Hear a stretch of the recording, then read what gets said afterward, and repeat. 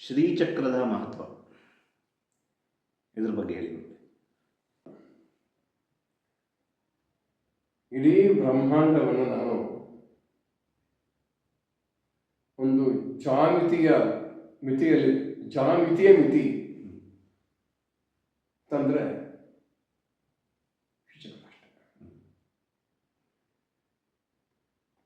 Shivashakti ಅಕ್ಕೆ rupee Lalithambika, Shivashakti ಇಲ್ಲೇ ಬ್ರಹ್ಮಾಂಡ ಇಲ್ಲ ಅಂತ ಯಾವಾಗ ಹೇಳಾಯ್ತು.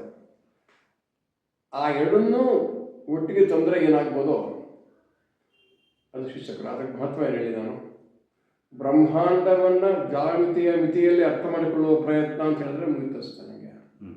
ಆ ಬ್ರಹ್ಮಾಂಡವನ್ನ ನೋಡೋಕ್ಕಾಗಲ್ಲ, ಎಷ್ಟೊಂದು ಅನೇಕ ಬ್ರಹ್ಮಾಂಡ ನಿರ್ಣಯ ಹೇಳ್ಬಿಟ್ಟಿದ್ದಾರೆ. ಅಷ್ಟೊಂದು ಬ್ರಹ್ಮಾಂಡವನ್ನು ನಾನು ಹೇಗೆ ಅರ್ಥ ಮಾಡ್ಕೊಳ್ಳಿ, ಹೇಗೆ ಊಹೆ ಮಾಡ್ಕೊಳ್ಳಿ? ಅದನ್ನು ನಾನು ಚಿಕ್ಕ ಜಾಮಿತಿಯಲ್ಲಿ ಅರ್ಥ ಮಾಡ್ಕೊಳ್ಳೋ ಪ್ರಯತ್ನ ಪಡ್ತಕ್ಕಂಥದ್ದೇ ಶ್ರೀಚಕ್ರ. ಹಾಗಾದ್ರೆ ಬ್ರಹ್ಮಾಂಡಕ್ಕೆ ಏನು ಮಹತ್ವ ಇದೆಯೋ, ಬ್ರಹ್ಮಾಂಡ ಏನೆಲ್ಲ ಮಾಡ್ಬೋದು, ಬ್ರಹ್ಮಾಂಡಕ್ಕೆ ಏನೆಲ್ಲ ಆಗ್ತಾ ಇದೆಯೋ ಅಷ್ಟು ಆಗುವವುಗಳು ಶ್ರೀಚಕ್ರದಲ್ಲೂ ಆಗುತ್ತೆ ಅನ್ನೋದು ಅಷ್ಟೇ. Very simple. ಇನ್ನು ಮುಂದೆ ಸ್ವಲ್ಪ ಅದ್ರ ವಿಸ್ತಾರ ಮಾಡಿದ್ರೆ ಬ್ರಹ್ಮಾಂಡ ಮತ್ತು ಪಿಂಡಾಂಡ ಅಂತ ಹೇಳ್ತೇವೆ, ಮೈಕ್ರೋಕಾಸಮ್ ಅಂಡ್ ಮೈಕ್ರೋಕಾಸಮ್. ಬ್ರಹ್ಮಾಂಡದಲ್ಲಿ ಏನೋ ಅನಂತವಾಗಿದೆಯೋ ಅಥವಾ ದೊಡ್ಡದಾಗಿದೆಯೋ ಸೂಕ್ಷ್ಮವಾಗಿ ಪಿಂಡಾಂಡದಲ್ಲೂ ಇದೆ ಅಂತ ಅರ್ಥ. ಹೌದಲ್ಲ, ಎಲ್ಲವೂ ಇಲ್ಲವಿದೆ ಅಂತ. ಹಾಗಾಗಿ ಅದು ಬ್ರಹ್ಮಾಂಡವೂ ಹೌದು, ಪಿಂಡಾಂಡವೂ ಹೌದು. ಅದರಲ್ಲಿ ಬ್ರಹ್ಮಾಂಡವನ್ನು ಕಾಣಬೇಕು ನೀನು, ಹಾಗೆ ನಿನ್ನನ್ನು ಕಾಣಬೇಕು ನೀನು. ಅಂದ್ರೆ ದೇಹವೇ ಚಕ್ರ ಅಂತ ಹೇಳ್ಬಿಟ್ಟಿದ್ದೀವಿ ನಾವು, ಹೌದಲ್ವಾ? 9 ಚಕ್ರಗಳನ್ನ ಅಲ್ಲೂ ನೋಡಿದೀವಿ ನಾವು.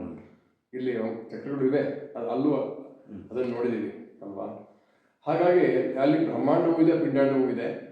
ಬ್ರಹ್ಮಾಂಡದ ಸಾಕಾರ ರೂಪ ಅದು, ಜಾಗತಿಕ ರೂಪ. ಹಾಗೆ ಪಿಂಡಾಂಡದ ರೂಪವೂ ಹೌದು.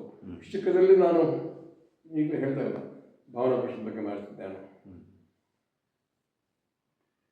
ನನ್ನನ್ನೇ ಅಲ್ಲಿ ಭಾವಿಸೋದು, ಅಲ್ಲಿ ನಾನು ಭಾವಿಸೋದು, ಎರಡು ಶಿಕ್ಷಕರಲ್ಲಿ ನಾನಿದ್ದೇನೆ, ನಾನೇ ಅದು ಆಗಿದ್ದೇನೆ ಅಂತ ಅನ್ನೋ ಭಾವನೆ ಇದೆಯಲ್ಲ, ಅದನ್ನೇ ಅಷ್ಟೇ ಶಿಕ್ಷಕರ. ಅದಕ್ಕೆ 9 ಆವರಣಗಳು, ಅಲ್ಲಿರೋ ದೇವತೆಗಳು ಇವೆಲ್ಲವೂ ಪೂರಕ ಅಷ್ಟೇ. ಒಟ್ಟಾರೆ ಬಾಟಮ್ ಅಂತೀವಲ್ಲ, ಏನಪ್ಪ ಅಂದರೆ ಅದು ಬ್ರಹ್ಮಾಂಡವೂ ಹೌದು, ನಾನು ಹೌದು. ನಾನು ಬ್ರಹ್ಮಾಂಡವೇ ಆಗಿದ್ದೇನೆ, ಬ್ರಹ್ಮಾಂಡದ ಭಾಗ. ಅದರಲ್ಲಿ ನನ್ನ ಬ್ರಹ್ಮಾಂಡದ ಏನೆಲ್ಲ ಶಕ್ತಿ ಇದೆ ನನ್ನಲ್ಲೂ ಇದೆ ಅಲ್ವಾ? ಅದು ಅಲ್ಲೂ ಇದೆ. ನಾನು ಅದರೊಟ್ಟಿಗೆ ಏಕೀಭವಿಸೋದ್ರಿಂದ ಪ್ರಯತ್ನ ಮಾಡೋದೇ ಶಿವಿದೆ ಅಷ್ಟಲ್ಲ. ಎಸ್. ಈಗ